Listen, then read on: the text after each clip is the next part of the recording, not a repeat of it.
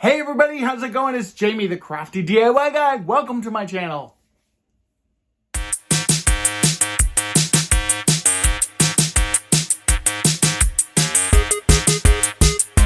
In today's video, I've got some DIY projects for you that all have a very high-end look and feel, and the best thing about them is that they are not expensive at all to recreate. Now, some of these things are from items I picked up at thrift stores. Some of them are from Michael's. Some of them incorporate some Dollar Tree. So you've got kind of a little bit of everything in this video. Also, what I like about today's video is that all of these projects are very different. Some of them are modern. Some of them are kind of transitional. I would say that one's definitely farmhouse. You're going to have a little bit of everything in all of these projects today. So I'm super excited about that. Before we get into those projects, though, of course, I want to say thank you to all my subscribers, long-termers, short-termers, everybody in between, my OGs, that's the original gang that have been with me since the very beginning. Thank you guys so much. And let's get into those projects. All right, everyone, and for project number one, I'm going to be taking this wooden book that I picked up at Michael's and also some of this scrapbook paper that I picked up. It's kind of got this cool old vintage kind of postcard feel. I'm going to be turning this book into an old looking, kind of like a leather bound book that you might find like in the attic or in your library or something. And what's great about this is because it is that faux book, you can store all kinds of great things in it. So the first thing I'm going to do is take my Waverly antiquing wax, and I am just going to do a really thick coating of it. And I always do this anytime I'm using the Waverly antiquing wax, and I'm going to let it just kind of sit on the, I guess that's the pages of the book. And then we're going to kind of work around on the other sections and get those covered with the antiquing wax as well. And I'm just making sure with my sponge brush there that I've got a nice thick covering.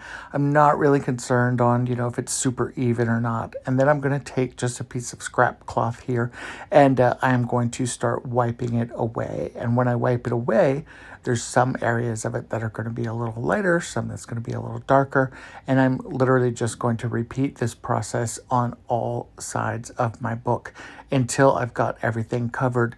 The only part that I'm actually not going to cover with the antiquing wax is the top of the book, and I meant to not do it on the spine, but you'll see that I do end up doing that. But I've got a fix for that, so no worries there.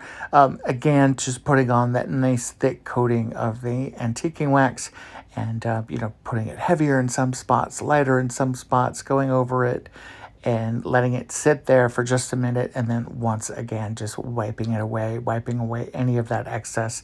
I love the effect that this gives it. It really makes it look like it's an old book, and you've got some age, you've got some wear on it, and even with the grains of the wood, you can see how it's really starting to just kind of take on that look. Now I've got this silver metallic paint, and I'm going to take this, and I'm going to take this whole fan brush, and I am just going to also kind of treat it almost like it's the antiquing wax. I'm going to put it on, and I'm just going to spread it kind of along those pages of the book. Now, if you remember some old books that you see and they have like those gold pages or those gold, kind of tips, I didn't have gold, so I'm going to try and do that effect with the silver. So what I'm doing is just taking that silver paint, wiping it on there, and boom. Now, for the cover of my book, I'm going to go ahead and just kind of measure out where I think I want my scrapbook paper, and obviously there's a lot of great patterns and a lot of great textures here, and I want to make sure that I have the one that's going to look the best on the book itself. So I'm just going to flip it over. I'm going to kind of figure out what my best lineup is here, and I'm just going to trace it out and then literally cut it out. And then when I've got the correct size, I will Mod Podge this to the top of the book. Now, for the spine, I did intend to also cover that with this scrapbook paper. So what I will end up doing is after I Mod Podge the cover, then I just go back and cut a piece that will fit on the spine of the book and just repeat the same exact process. So once I've got everything kind of laid out here, I get my Mod Podge out, and now I'm going to remove that piece of that scrapbook paper, and I'm just going to cover everything in a nice thick coating of Mod Podge. Now, for this particular version of this book book box.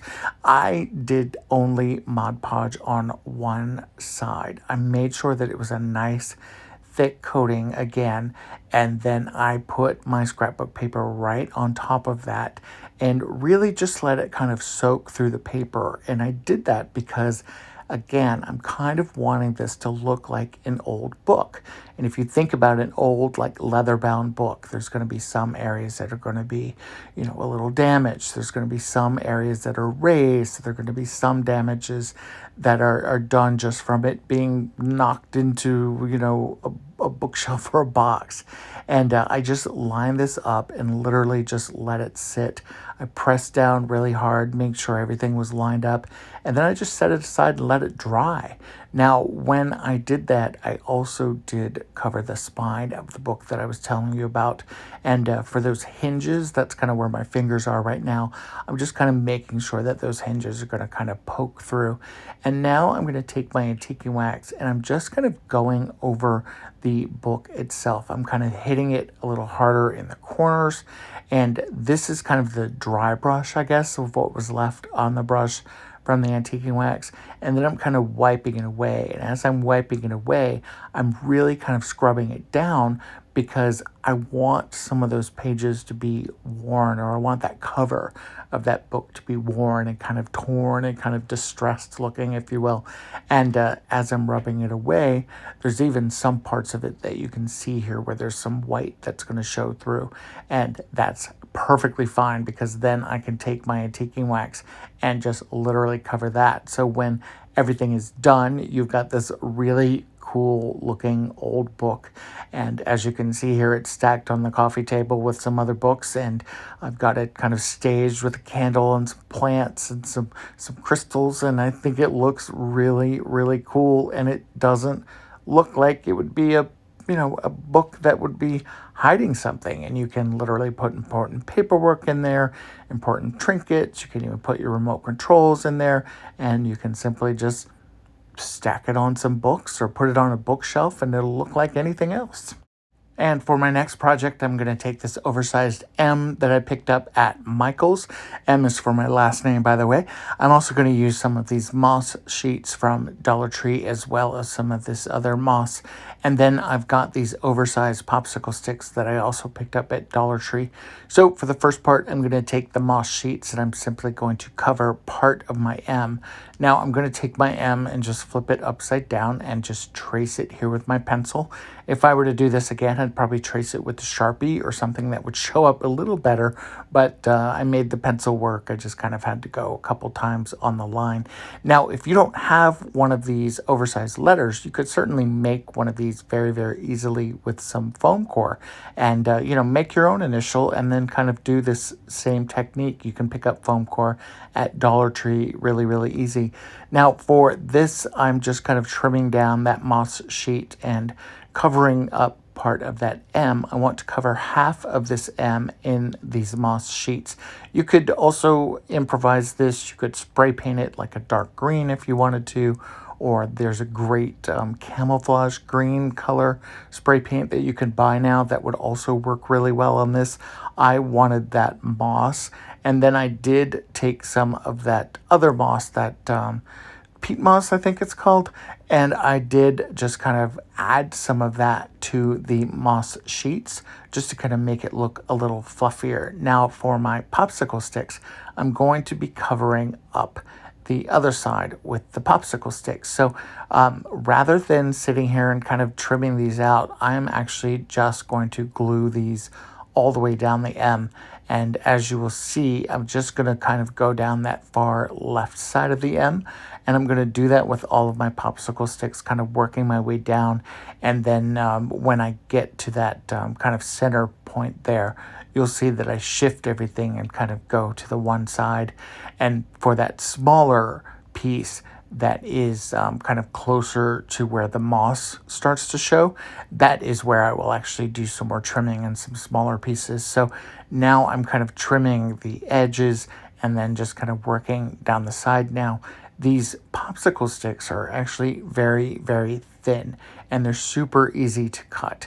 Now I'm using my Lineman Pliers here, and I'm just kind of cutting them and adding some hot glue and gluing them down and just kind of building that. And then for these smaller pieces here, these are the ones that I told you that I was going to cut those down and actually measure those, because obviously that's a little bit tighter of an area there and it needs to be more precise. Now the great thing about these popsicle sticks is because they are so thin, you can literally cut these with a pair of scissors like I'm doing right here. This is just a pair of stainless steel kitchen scissors that I don't use in the kitchen anymore. This is just for the craft room. And as you will see, it's just really cutting through those popsicle sticks really, really easily. I'm going to take some sandpaper and just kind of sand down any of those rough edges, but also that will get rid of any of the glue that might have seeped out in between those popsicle sticks, because if you guys know me, you know I like my glue. So now I'm taking some of my favorite product, the Waverly Antiquing Wax, and I am just going to start covering those popsicle sticks. Now I'm going to do this heavier and lighter, and as you can see right now I'm going a little heavier, and I'm not really wiping it off as quickly as I might in another example. And I'm just going back and forth and wiping it away. Not sure what happened to the footage there, but this is what it looks like when it's all done, and this is what it looks like up on my mantle. I really like the way that this looks, and I think it's kind of a cool, kind of an industrial vibe. Kind of gives me a little bit of a Pottery Barn vibe. What do you guys think? All right, in this next project, I'm going to use this wood round I have left over from a yard sale purchase. I also grabbed this great piece of pipe at Goodwill. It was $2.99. I'm just going to take my wood round and just kind of scrub it down with one of my disinfectant. This is like that Lysol disinfectant, wipe. And I am just going to clean the wood with it. It was literally right next to my crafting area, so that's what I grabbed. Now I'm just going to take a marker and I'm going to mark kind of where I want to put my bracket here, because I'm going to turn this into a really cool plant shelf. So I'm going to go ahead and just drill in some holes here, almost like some pilot holes. And I did that, you saw me with that little marker earlier. That was actually an Arteza acrylic paint marker.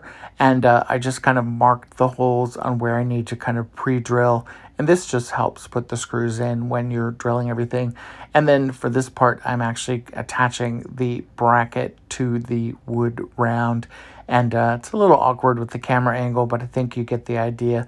I'm just using some small silver screws that I know that will fit fine inside of this, and they won't come out, which is super important, of course. And once I've got all of those in, this is kind of what this looks like. I really love this kind of industrial, modern vibe, and I'm using it as a plant shelf. So this is how it looks in the office. I really, really love this. I've got this cool kind of trailing plant that I picked up when I was at IKEA, and I've used this in a couple different videos, and you guys have probably seen this before.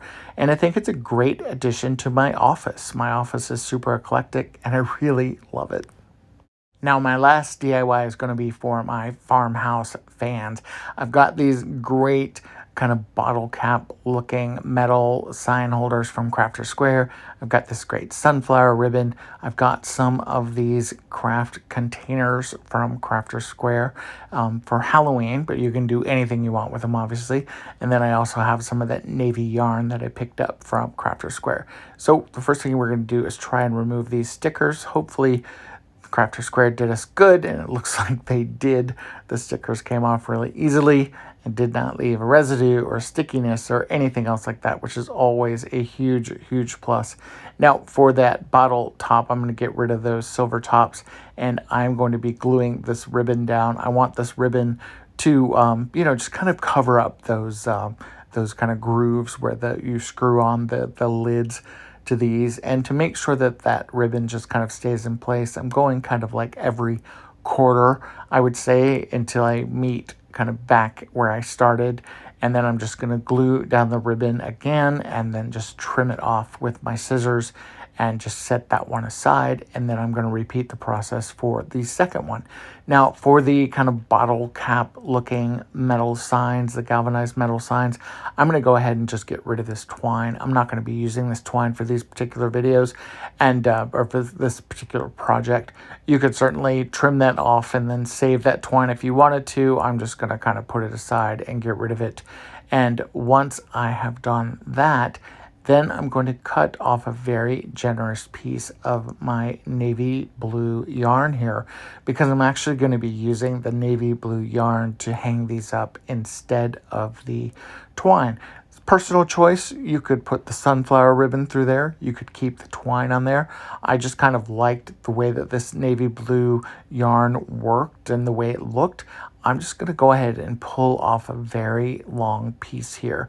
And once I've just kind of literally am eyeballing it, I am then going to take it and just kind of cut it. And then I'm going to take each end and bring them together. And then I'm going to take the ends that this created and bring those back together. Hopefully this is making sense here. I don't think I'm saying it quite right, but hopefully the visual is helping you guys. And then once I've done that, now I'm going to take this end here and I'm going to cut it, which is going to give me 1 or 2 long strands that I can use now for my kind of bottle cappy pie plate looking galvanized signs. I'm just going to take my yarn, I'm going to thread it back through the holes where the twine was before, and I am going to quadruple knot this. Because I am using the twine, I have to make, or because I'm using the yarn, I have to make a knot that's obviously going to be big enough that will not slip through that hole again. So I think I did 3 to 4 different ties here, and then once I had a knot that would not slip through that hole, then I just repeated that process with the other side of the yarn in that hole itself. So I did this for both of these, and when it was done, I had 2 pieces of yarn that were holding up each sign that were about even. The great thing about this and using yarn too is that you can trim that down if you need to. Now, once I've got everything set up with the hanging yarn, remember where that sunflower ribbon came together on the back side. I'm going to make sure that I'm using that side on the back. I'm going to add a very generous amount of hot glue, and I'm going to glue this down directly to my metal sign. I'm just going to hold it in place until it hardens. And believe it or not, this is a Surebonder all-purpose glue, and it actually holds together very well. I love the way it works. It works great with the plastic and the galvanized metal. Didn't have any issues. I'm going to repeat that with the second one. Once again, just kind of gluing that down, making sure, whoopsie, almost didn't do it there, making sure that everything is nice and centered and everything is placed in the same exact way. And when these are all complete, you have the cutest hanging little sconces that you can put fresh flowers in. If you were going to do fresh flowers, I'd probably use like an E6000 or something that was stronger, maybe even a super glue or the super glue tape. But these are faux flowers, and I really, really love the way that these look. I added some of my yellow flowers in here. I didn't have any sunflowers, but I loved these little sprigs that had the pumpkins and everything in it. It's just kind of an early nod to fall. And with that galvanized and the yarn and the sunflower ribbon, I really, really am happy with the way that these looked. And I think that you could really personalize these any way you wanted to with any kind of ribbon combination, and definitely any kind of floral combination that you liked. Hey everybody, I hope you enjoyed these projects today. If you did, let me know what your favorites were in the comment below, and also please give me a thumbs up. Also, if you're not a subscriber to my channel, go ahead and hit that subscribe button as well as that notification bell, and I won't notify you, but YouTube will notify you every time I post a new video. If you did happen to stumble upon the channel, maybe even YouTube recommended the video to you, thank you so much, YouTube. And be sure to follow me on Instagram, TikTok, Pinterest, Facebook, Twitter, and all the other things. All right, guys, thanks so much. Bye.